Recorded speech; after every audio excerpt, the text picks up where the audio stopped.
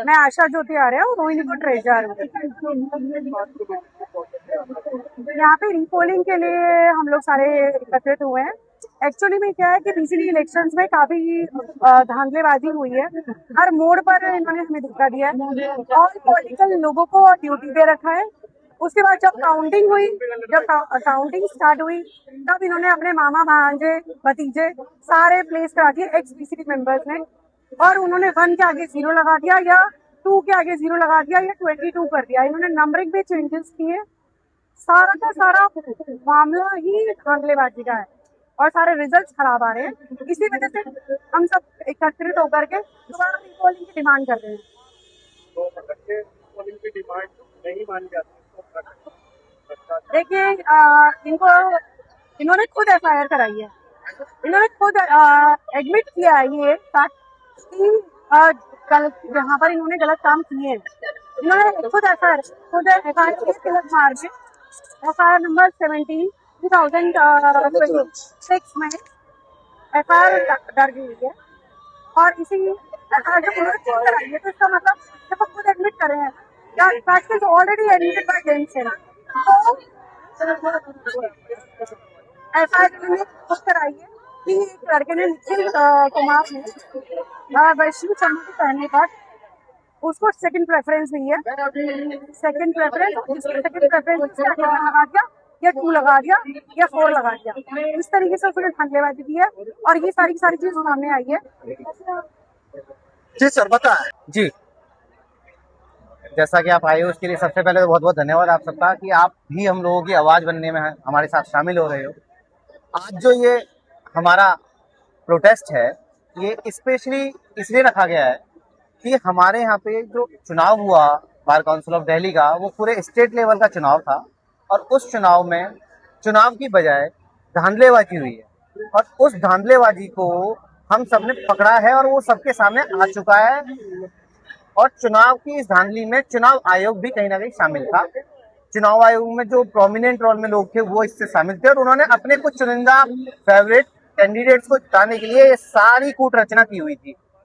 अब तब ये सब कुछ सामने आ चुका है, सारी चीजें एक्सपोज हो चुकी हैं। इवन उनके द्वारा ये स्वीकार कर लिया गया है, उन्होंने एफआईआर ने लिखवाई है धांधलेबाजी की और बहुत सारे एविडेंस सामने आ चुके हैं। बावजूद उसके इस चुनाव को रद्द नहीं किया जा रहा है क्योंकि ये चुनाव अब रद्द ही होगा तभी लोकतंत्र बच पाएगा। ये जो चुनाव है वकीलों का अपने आप में लोकतंत्र का चुनाव है। ये लोकतंत्र अगर हम अपना लोकतंत्र नहीं बचा पाए तो देश के लोकतंत्र को हम कैसे बचा पाएंगे। हमारी जो सीधी सीधी लड़ाई है इस प्रकार की जो एक कूट रचना करके ये जो सिस्टम बनाया जा रहा है इसके खिलाफ है। हम किसी व्यक्ति विशेष के खिलाफ नहीं है, लेकिन अगर कोई व्यक्ति विशेष किसी पार्टी या किसी भी संस्था से विशेष बन करके हमारे साथ में धोखा करेगा तो बख्शा वो भी नहीं जाएगा। यही संदेश देने के लिए आज का प्रोटेस्ट हमने यहाँ बुलाया था और हम सबका एकजुट होकर के एकमत होकर के यही कहना है कि हम अब इस प्रकार का और अन्याय या इस प्रकार से हमारी आवाज दबाने का षड्यंत्र नहीं सहेंगे। सीधा सीधा अब हम ये कह रहे हैं कि यह इलेक्शन दोबारा हो और एकदम फेयर तरीके से हो। इसके लिए फेयर प्रॉपर प्रबंध किए जाएं, अन्यथा इस प्रकार के इलेक्शन का किसी प्रकार की कोई पवित्रता नहीं रह जाएगी और लोकतंत्र के बाधित इस देश में वकीलों का ही अगर लोकतंत्र जीवित नहीं रह पाया तो फिर लोकतंत्र नाम की कोई चीज रह नहीं जाएगी। इसमें जिस पर आप आरोप लगा रहे हैं हमें लग रहा है अंदरूनी ही ये मध्यस्थ अंदरूनी मामला है या कि बाहर के लोग भी इसमें शामिल। निश्चित तौर पे अंदरूनी होता तो अब तक हम सब कुछ कैप्चर कर चुके होते, संभाल चुके होते। वकील एक दूसरे के साथ में बहुत आसानी से सब कुछ कन्विंस करते हैं और कई बार अपनी गलतियां होती है तो मान भी लेते हैं, लेकिन हमारे इस इलेक्शन में अब केवल और केवल वकील लोग नहीं रह गए हैं।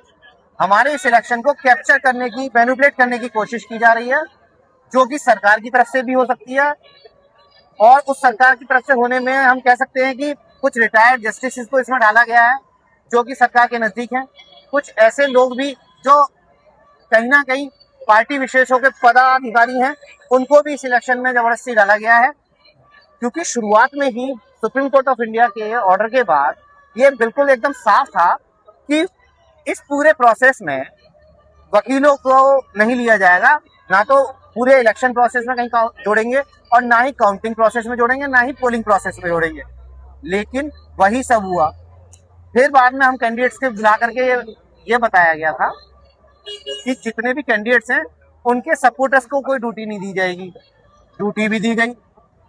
इसी बीच में ये भी कहा गया कि इस बार इलेक्शन फेयर हो, इसलिए हम कोई भी अगर गिफ्ट बांटता हुआ, पैसा बांटता हुआ, गलत तरह के आचरण करता हुआ, मॉडल कोड ऑफ कंडक्ट का उल्लंघन करता हुआ पाया जाएगा तो हम उसका candidature with immediate effect cancel कर देंगे। लेकिन ऐसा कुछ नहीं किया गया। ये सब बातों से ये एकदम क्लियर है कि ये जो चुनाव था सिर्फ और सिर्फ एक ढोंग था और एक आई वॉश था। इस आई वॉश को हम इस तरह से स्वीकार नहीं कर रहे हैं। यही कारण है कि हम यहाँ सब एकजुट होकर के, इकट्ठा होकर के डी पोलिंग की मांग कर रहे हैं। धन्यवाद।